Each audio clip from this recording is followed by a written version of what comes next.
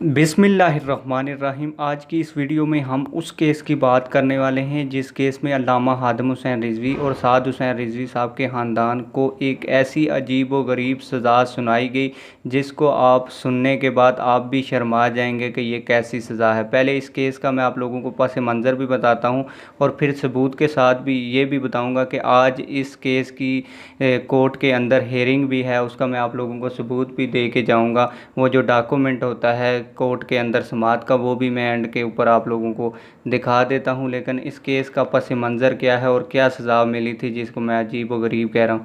16 जनवरी 2020 बरोज़ जुमेरात दहशतगर्दी court number 1 Rawalpindi के जज शौकत कमाल ने 24 नवंबर 2019 को थाना पिंडी गेप अटक में दर्ज किए गए मुकदमा नंबर 309/18 में अल्लामा हादम हुसैन रिजवी साहब के बड़े भाई हाजी अमीर हुसैन और भतीजे समेत 86 अफराद को मजमूई तौर पर 4,437 साल, फिर सुने 4,437 साल और जायदाद जब्ती की सज़ा सुनाकर जेल मुंतकिल कर दिया था।